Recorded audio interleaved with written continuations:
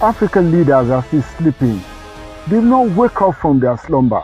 With the plan of the European Union, what do we do? How do we make African leaders realize, including the ECOWAS? How do we get here? Why do African leaders want to go to war? We don't need no war in Africa. A lot of testimony have shown that the European Union, the US, the Germany, the French, the Russia don't like Africa. They only have like our natural resources. What happened to Africa? We need no war in Africa. African leaders need to wake.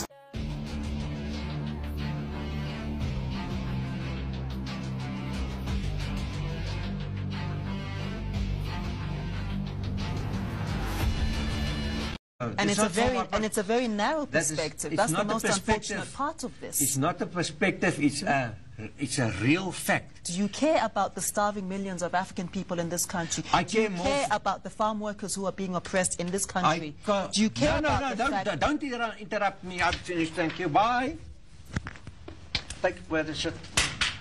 Bye. Okay. And you won't dare. Mr. Vasahi, you won't dare interrupting me once more. Take away this man. Thank you very much. Touch me, and you'll be in trouble. Touch me on my studio. You touched me. Touch me on my studio. Touch me on my studio. You touched me. And take away his arm. Touch me on my studio. Take away his arm from me. Touch me on my studio. Touch me on my studio. I touch you on your studio. Touch me on my studio. I touch you on your studio. You don't do that. Yo, don't touch him. Wait. Let's just go out. Yeah, let's go. I am not finished with you. Mr. Vasahi, stop threatening this woman, Mr. Vasahi. I'm telling you, stop it now. Would you stop it now, Mr. Vasahi? I won't stop it. You try to stop me. Mr. Vasahi, why are you threatening this poor woman? What has she done to you? She's expressing her views. She's talking about the capitalist whites. Why do you think then? In Mali, we had a long problem of terrorism. Until recently, under the leadership of Colonel Assimi Goïta, we realized that, oh, these terrorists are formed by Emmanuel Macron and her Western allies and SIA. Then we decided to remove their international organizations out of Mali, their embassies out of Mali, their military out of Mali, to break the supply chain of weapons, food, and their other necessary resources to fight us, to destabilize Africa. When we did that, we militarized the army of Mali. We then went to Russia. We came with so many weapons. We went to confront the terrorist, because now we know that the terrorist's mother is no longer in Mali. When we encountered the terrorists there, we taught them a lesson. You know what happened? The United Nations Human Rights Commission raised a red flag with an outcry that we in Mali are abusing human rights. You know the human rights for whom? For their children. Those terrorists that they formed and left there are the people that they're crying of, that we are abusing their human rights. But when they are terrorizing and destabilize Africa every day for the advantage of the West to get cheaper resources and cheaper labor in Africa, they don't complain. They don't say anything. You not hear. Imagine a journalist from Europe. We are looking for terrorists, but a journalist from Europe can come with a camera and go and do a documentary inside a danger zone where there are terrorists. Where did he got the numbers of the terrorists? How does he or she have an access with the terrorists? Their non-governmental organizations are comfortable in the terrorist zone. What are they doing there? They are looking points and points and points and tagging where there are mineral resources and extract, using those terrorists to fund them with those money, destabilizing the people of Africa. Double standards. Imagine those terrorists, if they don't come in Africa armed. They will come as the journalists, as the oppositional parties, as the advocates of human rights with their international organizations. If we arrest them on spying on us, you hear the outcry from their masters saying there is a human rights abuse in Africa. But they've kept Julian Assange for a long time after he has exposed them. And they even threatened to bomb ICC if ICC issues a warrant of arrest to any American citizen. Double standards. For an African to visit a European nation, an ordinary African, to visit a European nation is like, let me give you an example my teacher used to use. It's like trying to milk an elephant because of the visa process. However, for a European to visit an African nation, most of our nations, it is like a walk on the beach. It's like going to have a cup of tea. But then that is not the problem. The tragedy is that now for an African to visit a fellow African within the African Union, the visa restrictions in many of our nations, among us, between our brothers and sisters, is like trying to brush the teeth of a crocodile.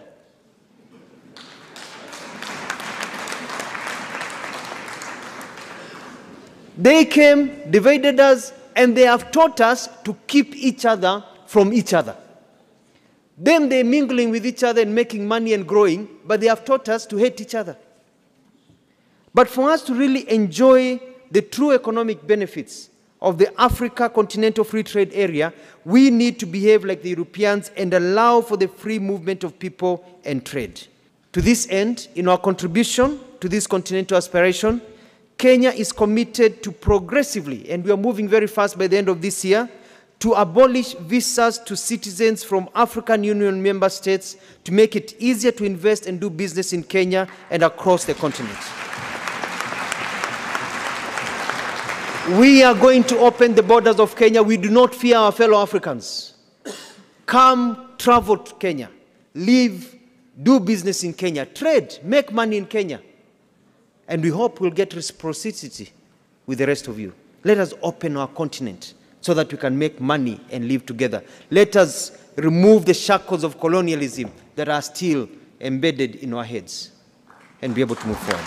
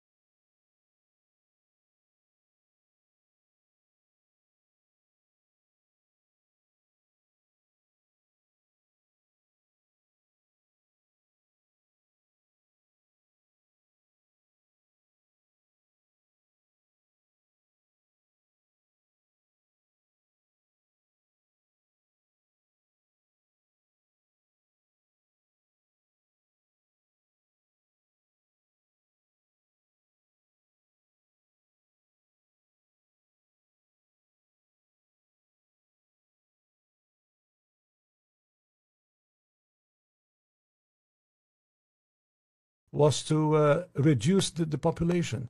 So to give aid to countries in Africa, not clean water and schooling and things like that, but contraception and abortion, in order to shrink the population of Africa, because they have great mineral resources there. That sounds diabolical. It is, yes. That sounds like something conceived in the mind of Margaret Sanger. Yeah, definitely. And so at the time, Kissinger and those involved with the Carter administration wanted to shrink the population, make sure that the Africans do not develop and do not use the resources for themselves, because we in the States, we need them. There is a concerted effort of foreign powers to control the population of Africa. Africa is a huge continent, could feed thousands more people, but the policies of the West, especially in Europe. For example, between 1990 and the year 2000, the United States, Canada, and Europe contributed about $6 billion in contraceptives, not to help the people, not to give clean water, clean food. That is not to fight malaria, for example. No, of course, perish the thought, never. Yeah. Let them die. That's the whole idea. So in our work in HLI, we denounced this reality to make the Africans aware that they have to defend themselves against the influence. We may be poor, but we are not stupid. We're responsible. And our salvation outside God will be by responsible governments on the continent of Africa. Corrupt governments, those who are just looking for money from the West, are going to kill their people like fools. We shall die like fools if we have a government which is corrupt and is only waiting to be given money by the international community. We should never accept everything that comes to us without verifying it ourselves. Let ECOWAS move their own troops to decimate, to obliterate, and to destroy Niger. And they think other countries are going to just fold their own arms. They will not fold their arms. They are going to fight back. And they are underrating the war in the manner a camel underrates scorpion. Ask anybody who knows the desert very well. The smallest insect that gives camel the biggest headache in life is the scorpion. The moment a camel sees a scorpion, it runs like hell, because the scorpion kills the camel in spite of the size. In this case, Niger is the scorpion, ECOWAS will be the camel. It will just be a matter of days and time. Please do not buy into the anti-African agenda. Africans are hated everywhere, so Wetu cannot afford to hate Africans. Black people are hated everywhere. When you see a black person, see yourself. When you see a black person, say, my brother, my sister, let's work together to build the African continent so that it can compete with the United States of America, it can compete with Europe, it can compete with China. You hate Africans, but you don't hate the Chinese. But killing each other is not a solution. Unfortunately, our brothers and sisters in the newest state in Africa, which is endowed with oil, are killing each other today. Isn't it time that the African head of states or the ECOWAS head of states look into the reason why there are coup d'etats? What are the root causes of coup d'etats? Let them put their house in order first before they set up an anti-coup d'etat unit. Let them put their house in order. And I believe their house is not in order. This unit is set up to defend them and to protect them only, nobody else. If only ECOWAS had become prisoners of history, they would have acted differently. A prisoner of history is that person who learns lessons from history. If only they recall what happened in Iraq, what happened in Bosnia-Herzegovina, what happened in Somalia, what happened in Libya, in Afghanistan, and the devastating effect of interference into the internal affairs of a country, they would have acted differently. Rather than being prisoners of history, they opted to become prisoners of geography, where they feel they can look at a map, dissect that map, and cherry pick. ECOWAS cherry picked and made Niger Republic a victim. Rather than looking at the other countries, there are 4 or 5 other countries that are under military rule now. When they took over their countries, ECOWAS was not in slumber. They were not sleeping.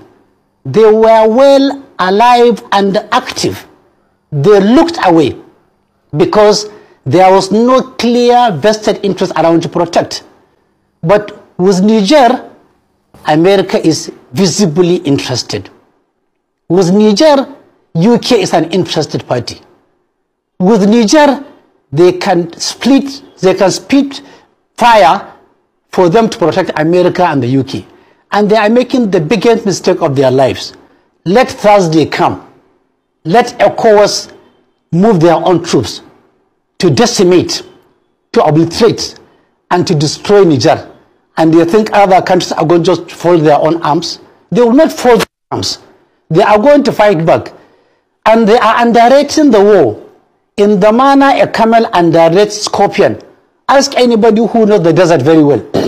The smallest insect that gives camel the biggest headache in life is the scorpion. The moment a camel sees a scorpion, it runs like hell because the scorpion kills the camel in spite of the size.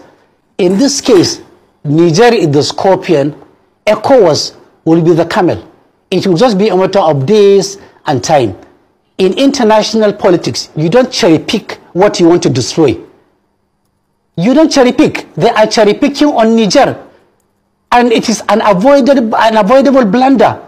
Here is a country, Nigeria, that has multitudinal, multidimensional, endless social, political, economic, and all other problems remaining unsolved, still counting. People are living in abject poverty. You don't even have money to pay arrears, no money for infrastructure, no money for this, no money, and you think you have money to lead a war because other countries in ECOWAS don't have the money. Nigeria will fund this war, and Nigeria doesn't have the capacity to fund this war. Duly noted, Mr. Shehu. Of course, you stating that Nigeria doesn't have the capacity to fund this war. Speaking of Nigeria, one of the questions that we'd like to ask you is why the northern part of Nigeria, why northerners are vehemently against military operations in this Niger coup. Could you give us some insight on that? It's not only the north. Get the demography very well. Go to the Niger Republic. Get the demography of Nigerians that are staying in Niger Republic. They are Hausas, Yorubas, Igbos, Fulanis, Kanuris, Birams, Ganawuris. Every tribe in Nigeria has a representation in Niger Republic. Therefore, don't look at it as a northern affair. It's not a northern affair. Maybe predominantly northerners are there, but there are so many other ethnic tribes of Nigerian extraction that are living in Niger, are living in Niger, they have married there, they have invested there. Therefore, attacking Niger is not only attacking the north, it's attacking the entire Nigeria. Maybe that is another way of saying that maybe Tinubu dreamt in the spirit of Gideon Oka, who wanted to exercise the entire north out of Nigeria. Let him decimate the entire north. And let's see what he's going to get out. If he is not careful, he will lose more than ECOWAS. If he loses more than ECOWAS, he will lose Nigeria. There is no way you can go to a war in Nigeria involving more than 50 million people and you think you can just look away, you go and sleep, and you sip some tea and feel comfortable and order a military excursion into Niger. Let him go ahead and do that. We are waiting for him to do that. Please do not buy into the anti-African agenda. Africans are hated everywhere. So Wetu cannot afford to hate Africans. Black people are hated everywhere. When you see a black person, see yourself. When you see a black person, say, my brother, my sister, let's work together to build the African continent so that it can compete with the United States of America, it can compete with Europe, it can compete with China. You hate Africans, but you don't hate the Chinese. You always say the Africans are taking your jobs. Stop being used on black violence. stop being used on an anti-black agenda. Love yourself, and once you love yourself, you love another black person. Now an African who threatens me. African. Like it anale musadi waka, like bonale Nigeria, agina tabale lona shem. Yala le na uga ale babona ma Nigeria le achuwe so. Don't be scared. We are one thing that was divided by colonialists because they were threatened by the unity of Africans. Can you imagine there is an African currency? Barunal currency ya Africa. That currency is going to be more powerful than the dollar itself because that currency will be backed by the minerals of Africa. Today, the pound of Britain is one of the strongest currencies. Why? Backed by gold. But when you go to Britain, there is no gold mine. But they've got the biggest gold reserves all over the world. Because they come take it here, they came and stole it here, and they've stored it there. And that's what makes them unique. There is no France. There is no France without Africa.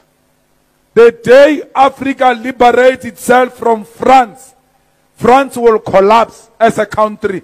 Because France, it is based on everything African.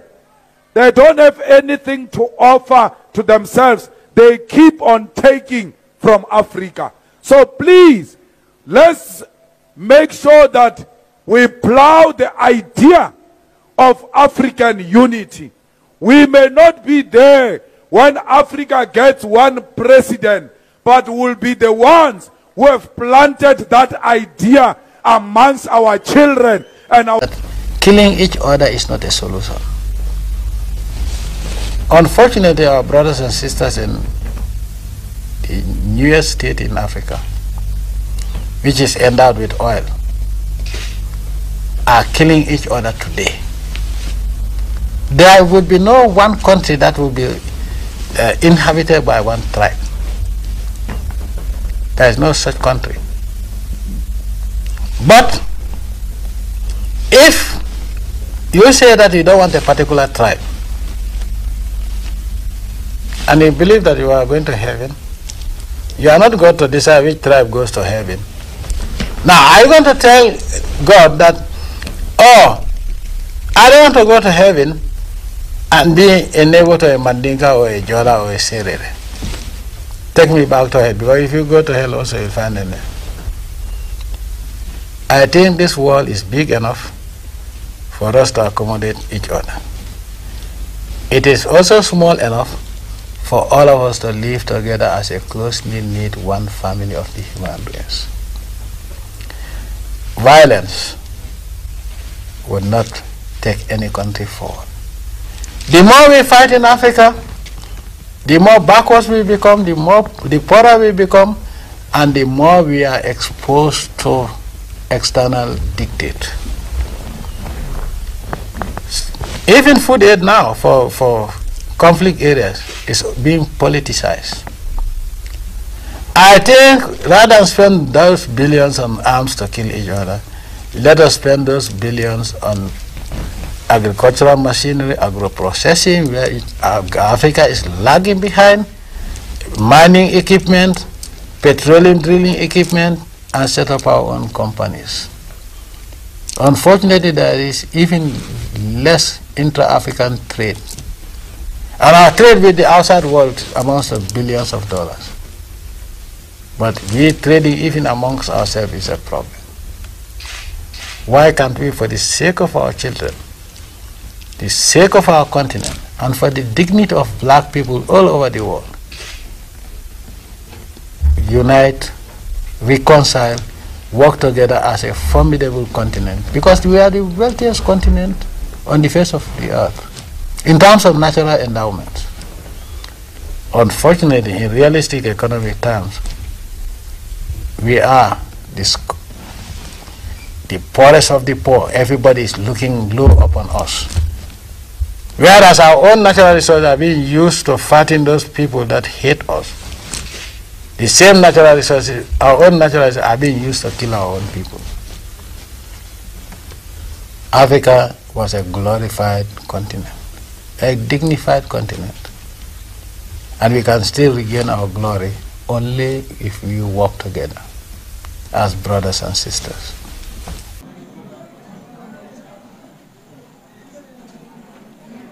I am very concerned about the happenings in Africa, especially West Africa.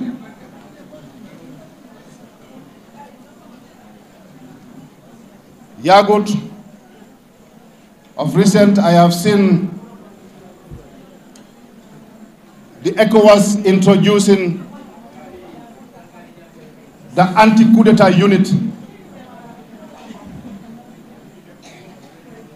Ñu ne pour coup d'etat dafa war a stop ku ko def. They will form a big unit, ñu ñëw attaque la.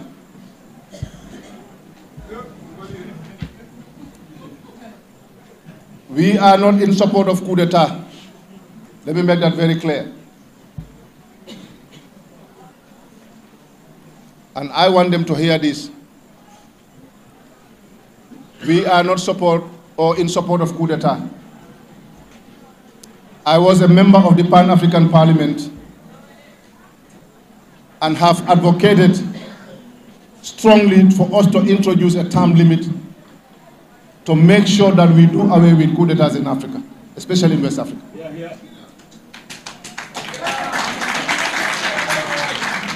So meaning, I am not in support of coup d'etat. But I have a concern. Before setting up a unit or anti-coup d'etat unit in ECOWAS, isn't it time that the African head of states or the ECOWAS head of states look into the reason why there are coup d'etats? What are the root causes of coup d'etats? Let them put their house in order first before they set up an anti-coup d'etat unit. Let them put their house in order. And I believe their house is not in order. This unit is set up to defend them and to protect them only, nobody else.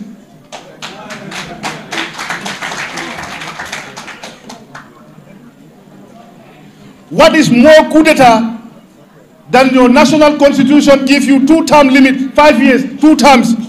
After serving 10 years, you want to change the constitution for another term. Is that not a coup d'etat?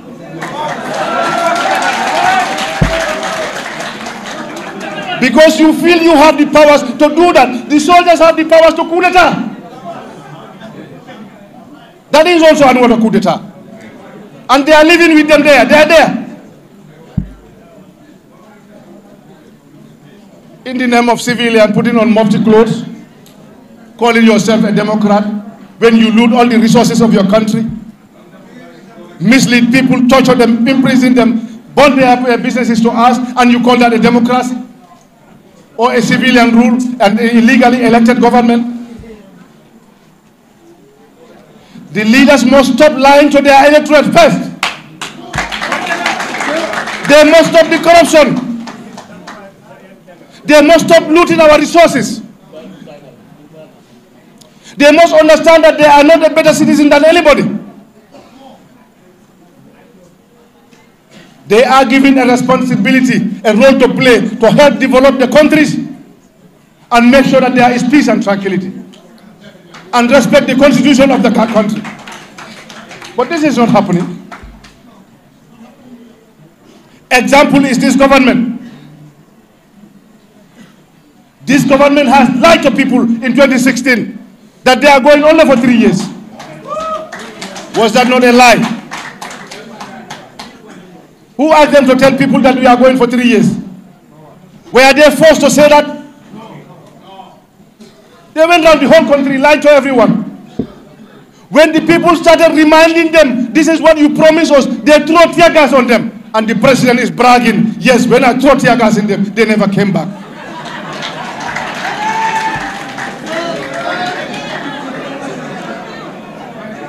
Does that not anger the citizens? You throw tear gas on your people. Some of them are wounded and you stand out there and bragging that I throw them a tear gas. They never come back. That alone can anger the citizens. You promised the people you will have a security sector reform. It's never happening. The civil service sector reform is never happening. The Jani Commission was violated before the end of the commission. When you take all the assets of the former president, and now you are busy buying assets, your days are coming. I thought they should have learned, or they could have learned from this. Unfortunately, they are not learning.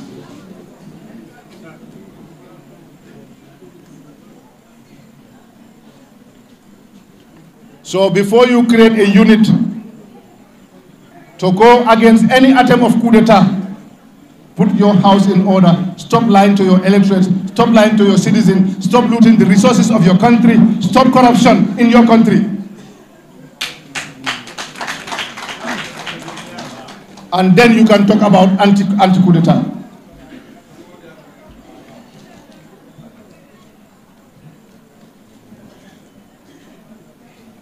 When Alpha Condé was killing his people in Guinea, after serving 10 years, he said it was not enough. I want to serve another term. During the process, so many Guineans were killed. And I did not hear any ECOWAS going there or condemning him. You know why? Because Guinea was too big for them, or Alpha was dancing to their tune. Because I think that was why the small Gambia was surrounded all sides by soldiers and guns in 2016. Because Gambia was small, or Gambia is a small country, and Jammeh was not dancing to their tune.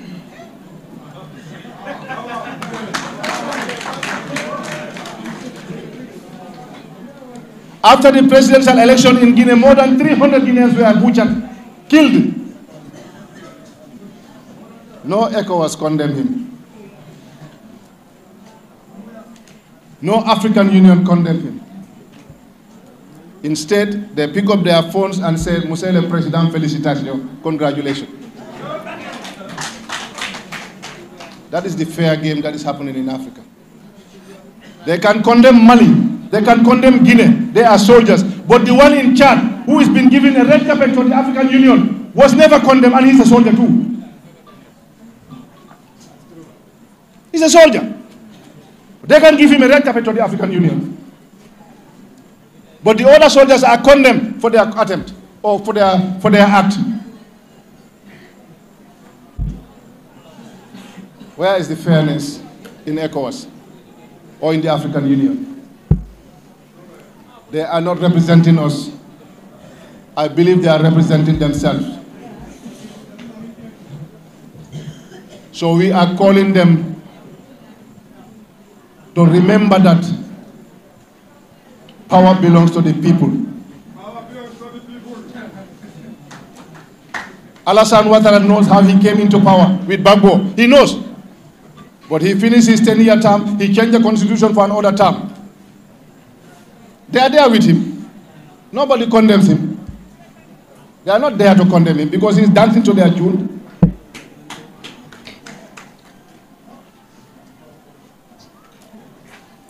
So I'm calling on ECOWAS to do the right thing. We young Africans, we are here watching, and we fear nothing. I don't have to be a president to be a Gambian. I don't have to be a president to contribute my quota towards national development. But I'm a proud Gambian and a proud African.